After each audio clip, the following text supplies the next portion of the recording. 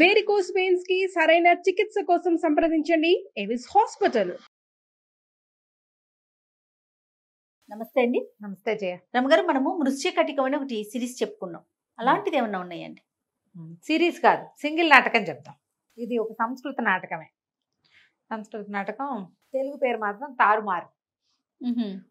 పూర్వం అట శాండిల్యుడని ఒక బ్రాహ్మణి ఒకడు ఉండేవాడు.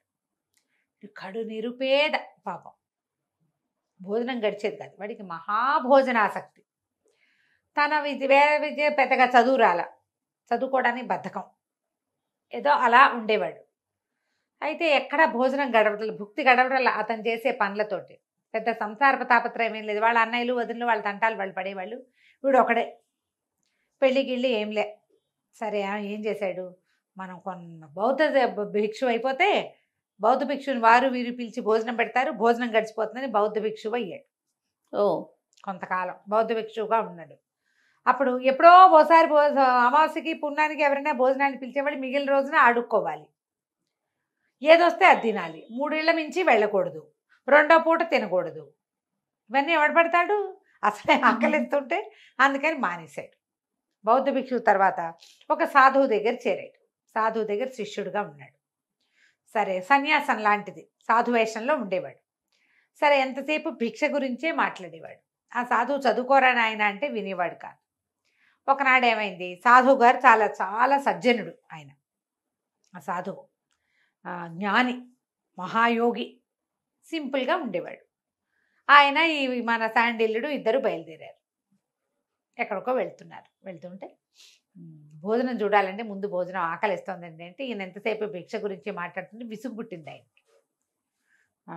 అట్లా కాదు, నువ్వు మామూలు విషయాలు ఏం మాట్లాడిపోయినా వాడు భిక్ష మీదకే తీసుకొస్తాడు. వాళ్ళు ఎవరింటికో వెళ్ళాము, ఒక ఊరు వెళ్ళాము, అక్కడ పెద్ద ఆరామం ఉంది, అవన్నీ మాట్లాడగానే మళ్ళీ భిక్ష. ఆవు వ్యాసంలాగా చివరికి అన్నం మీదకే వెళ్తోంది అనమాట. వెళ్తూ ఉంటే సరే, ఆయన ఏమన్నాడు, అక్కడ ఒక అశోక వృక్షాల తోట ఒకటి ఉంది, అశోక చెట్లు, అశోక వనం అనుకుందాం. ఆ అశోక వనాన్ని దాటి వెళ్తే అక్కడ ఇంకేదో ఊర్లోకి వెళ్తారు వీళ్ళు, అక్కడ భోజనం దొరుకుతుంది. అయితే తన అన్నాడు శాండిల్యుడు, అమ్మ బాబోయ్, అశోక వృక్షాల చిగుళ్ళ వెనకాల చిరుతపుల్లు దాక్కుంటాయిటండి, నాకు అసలే చచ్చేవయ్యా, మీరు ముందు వదండి అన్నాడు. అనేసరికి ఆయన అన్నాడు, నువ్వు చదువుకోరా, చదువుకుంటే ఇలాంటి పిచ్చి అపోహలు అవి పోతాయి. అశోక చెట్టు ఆ పైన ఉంటుంది, దాని చిగుళ్ళ వెనకాల ఆకాశంలో చిరుతపులు దాక్కోవటం ఏమిటి, కిందకి గుంపుగా ఉందనుకో, పొదల వెనకాల దాక్కుంటాయి. వృక్షాల వెనకాల చిరుతపుళ్ళు ఎట్ట దాక్కుంటాయి? అదే కదా, పులి ఎట్ట దాక్కుంటుంది పైన, వాటి వెనకాల దాక్కోదు, ఎక్కితే చెట్టు ఎక్కుతుంది. పైగా ఇది మామూలు వనము, అడవి కాదు, వీటిలలోకి ఎందుకు వస్తాయి, చదువుకుంటే కదా జ్ఞానం వచ్చేది. సరే, ఇంతలో ఏమైంది, ఇట్లా మాట్లాడుకుంటూ వెళ్తున్నారు. ఈ అశోకవనంలో ఒక ఆవిడ వచ్చి కూర్చుంది. ఆవిడ పేరు వసంతసేన. ఈ వసంతసేన ఆ ఊళ్ళో ఉన్న ఒక గణిక కూతురు.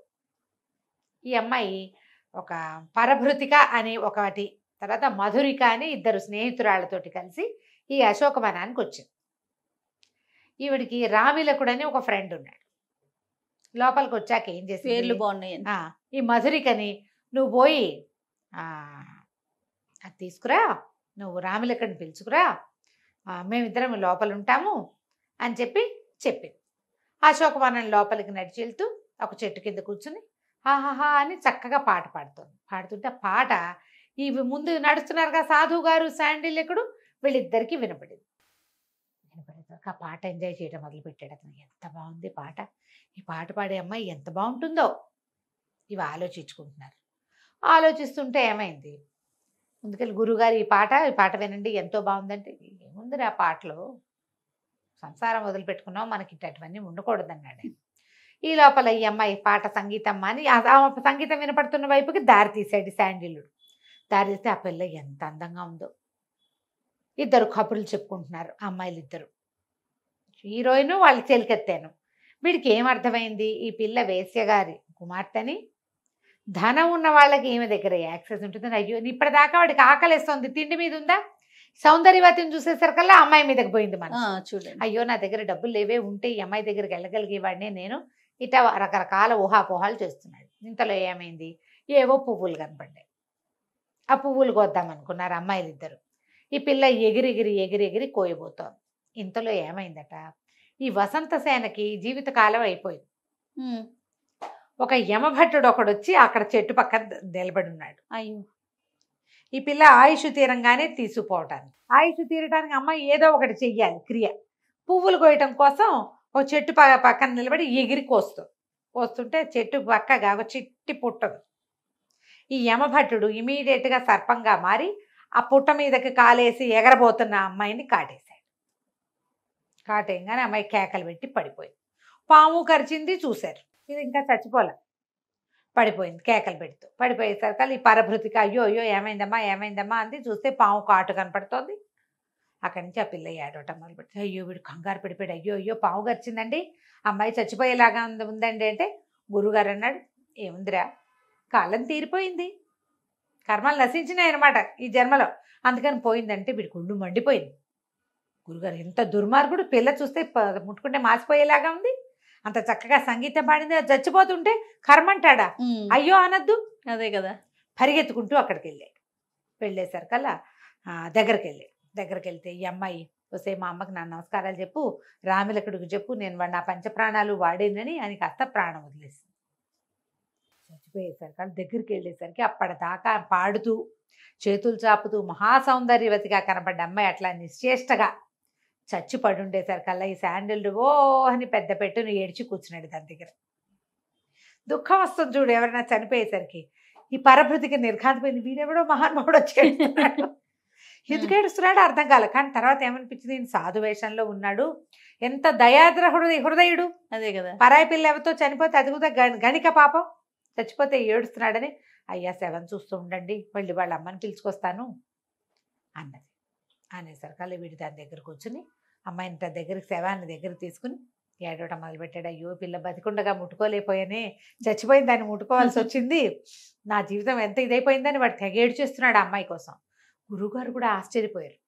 ఓరిని వీడేమిటి ఇలా ఉన్నాడు, వీడికి ఇప్పుడు ఏమిటి అమ్మాయే కావాలి వాడికి, నేనేం చెప్పినా వాడు విండు. అందుకని ఆయన ఏం చేశాడు, సరే మనం అమ్మాయిగా మారి వీడికి బుద్ధి చెప్దామని తన శరీరాన్ని చెట్టు వెనకాల విసర్జించి ఈ అమ్మాయి శరీరంలోకి పరకాయ ప్రవేశంతో వచ్చేసాడు. వచ్చేసేసి కళ్ళు తెరి చూసేసరికల్లా తెల్లబోయాడు. అమ్మాయి లేచావా అన్నాడు.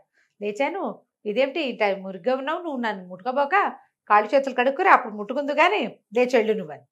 వీళ్ళు నిర్ఘాంతపడి, పిల్ల ఎంత పవిత్రురాలు, అవటానికి గణిక కూతురని పిల్ల చాలా మంచి బుద్ధిమంతురాలని పోయి కాళ్ళు చేతులు కడుక్కొచ్చేసరికి ఈ అమ్మాయి వసంతసేన రూపంలో ఉన్న గురుగారు అన్నారు, చక్కగా చదువుకోకూడదు నువ్వు, చదువుకోవాలి, నువ్వు బాగా చదువుకోవాలి, చదువుకుంటే జీవితంలో చాలా అన్నీ వస్తాయి. వీడు తెల్లబోయే ఇదేంటి గురుగారులాగా మాట్లాడుతుంది, ఇందాకటి దాకా పాట పాడుతోంది, సంగీతం పోయి ఇప్పుడు ఏమిటి ఇది వచ్చింది కొత్తగా. వీడు దగ్గర ముట్టుకోకూడదు, దూరంగా నిలబడి మాట్లాడు, చక్కగా చదువుకో. ఇంతలో ఏమైంది, ఆ పరభృతిక పరిగెత్తుకొచ్చింది వాళ్ళ అమ్మని తీసుకుని. వాళ్ళ అమ్మ మెల్లిగా స్థూలకాయ రేళ్ళబడి మెల్లిగా నడిచొస్తుంది. పరభృతిక పరిగెత్తుకొచ్చింది, మధురికేమో రామిలికొండి తీసుకొచ్చింది. వాడు పరిగెత్తుకుంటూ వచ్చి ప్రేయసేని దగ్గర పడి, ఎవడరా నువ్వు మీద పడతావు పక్కన నుంచి. ఆ రామిలకుడు తెల్లబడి, ఇదేంటి ఏమైంది, నీకు కోపం వచ్చిందా, నేను లేటుగా వచ్చానని నేను వెళ్ళి చెంగు పుచ్చుకుపోయాడు. చిచ్చి చెంగొదులు వెధవ నల్లమోహన్ నువ్వును, ఎవడరా నువ్వు ఆడవాళ్ళు ముట్టుకుంటావో అని కాదు. వీని ఎట్లా గుర్తుపడతాడు, గురువు గారు వసంతసేన వేషంలో ఉన్నాడు కానీ రామిలకుడిని గుర్తుపట్టలేడు, ఆయనకి తెలియదు కదా. రామిలకుడు తెల్లబడి, ఏమైంది ఈ అమ్మాయికి, ఎందుకు ఇట్లా మాట్లాడుతోంది. ఆ పరభృతికి పరిగెత్తుకుంటూ వెళితే వాళ్ళ అమ్మతో పాటు వైద్యుడిని తెచ్చింది. వైద్యుడు వచ్చాడు, అమ్మాయికి పాము గరిచింది అని చెప్పేసి మొత్తం ఆయన తెచ్చాడు, విషానికి విరుగుడికి బోళ్ళని మందులు తెచ్చాడు, మొత్తం అన్నీ పరిచాడు. పరవంగానే వసంతసేనంది, వైద్యం చదువుకున్నావా నువ్వు, ఏం చదివావు చెప్పు, విషాలు ఎన్ని రకాలు, ఏం మందు వేస్తావు దేనికి అనేసరికల్లా వైద్యుడు తెల్లబడి, ఇదేంటి పిల్ల విచిత్రంగా మాట్లాడుతోంది, నాకు తెలుసు అని చెప్పబోయాడు. అక్కడి నుంచి ప్రశ్నలు మొదలుపెట్టింది. గురువుగారికి చదవచ్చు, ఆయన వసంతసేన రూపంలో ఉన్నాడు, విషవైద్యుడు రాగానే వాడి మీద ప్రశ్న సంధిస్తున్నాడు. వాడు అన్నాడు, ఇది మన వల్ల దిగేది కాదు, పిల్లకి పిచ్చెక్కినట్టుంది, ఏమిటో కొత్తగా మాట్లాడుతుంది, ఇంకోటి ఎవరినో తెస్తానన్నాడు. ఈవిడేమో రామిలకుడిని తిడుతుంది, రామిలకుడిని తిట్టిపోసేస్తోంది. వీడికేమో ఈ శాండిల్యుడు పక్కన నుంచున్నాడు. వీడికి అమ్మాయి ఇంతకుముందు రా మన ఇద్దరం మాట్లాడుకుందామని పిలిచింది కదా, చదువుకో ఇదికో అంటోంది. ఇప్పుడు సడన్ గా రామిలకుడు వచ్చేసరికి సీన్ అంతా మారిపోయింది. ఏం చేయాలో తెలీదు. ఇంతలో ఏమైంది, ఒక పొరపాటు జరిగింది ఇక్కడ. యమభట్టుడు వసంతసేనని చంపి ఆ జీవుణ్ణి తీసుకుపోయాడు. పైకి వెళ్ళేసరికల్లా యమధర్మరాజు వాడిని పడతిట్టాడు. ఈ వసంత సేన కాదు, ఓహోహో. ఆ వసంత సేన ఇంకోటి. నువ్వు ముందు ఈ వసంత సేనని ఈమె బాడీలో ప్రవేశపెట్టి ఆ వసంత సేనని తీసుకురా, ఇంకో ఘడీ కాలమే ఉందన్నాడు. ఓహో. వీడు పరిగెత్తుకొచ్చేసరికల్లా వసంత సేన బతికే ఉంది. ఈ జీవుడిని ఏం చేయాలి ఇప్పుడు? చెట్టు వెనకాల ఇంకొకటి ఉంది కదా. చూడలేదు మొదట. ఓ. ఈ మాట్లాడేవాడెవడో ఏమో వాడికి అర్థం కాలేదు. వసంత సేన ఎట్టా బతికింది? జీవుడేమో మన చేతిలో ఉన్నాడు. వసంత సేన ప్రాణం యమధర్మరాజు యమకింకరుడి చేతిలో ఉంది. ఆ. వసంత సేన ఏమో కూర్చుని విష వైద్యము దాని పాఠాలు చెప్తోంది. అర్థం కాలేదు ఏం జరిగిందో. మళ్ళీ పరిగెత్తుకుంటూ పైకి వెళ్ళాడు. ఆయన అన్నాడు, అట్లా కాదురా, ఒక సిద్ధుడు ఒక ఆయన, సాధువు ఒక ఆయన తన శరీరంలోకి మార్చాడు, ఇవో పని చేయి, దీన్ని అందులోకి మార్చు, అక్కడ వదిలిపెట్టి రావాలి, నువ్వు బాడీలోకి ప్రవేశపెడితే గానీ కుదరదు. అక్కడి నుంచి ఆయన ఏం చేశాడు, ఈ వసంత సేనని తీసుకెళ్ళి ఆ యమభట్టుడు ఆ గురువుగారి శరీరంలో ప్రవేశపెట్టాడు. బాగుంది. ఆయన లేచి కూర్చున్నాడు. ఈ లోపల ఏమో వసంత సేన వాళ్ళ అమ్మ ఏడ్చుకుంటూ వచ్చింది. నా కూతురు అంటే, అమ్మ ఇక్కడికి రావే, నేను ఇక్కడ ఉన్నానని పిలుస్తుంది. ఇక్కడ చూస్తే ముసలి వేషం, జీపు గడ్డం, జుట్టంతా పండిపోయి, కాషాయ వస్త్రాలు, నేనే వసంత సేనని అని ఇట్లా అంటుంది. పాట సవరించుకుంటోంది అనమాట.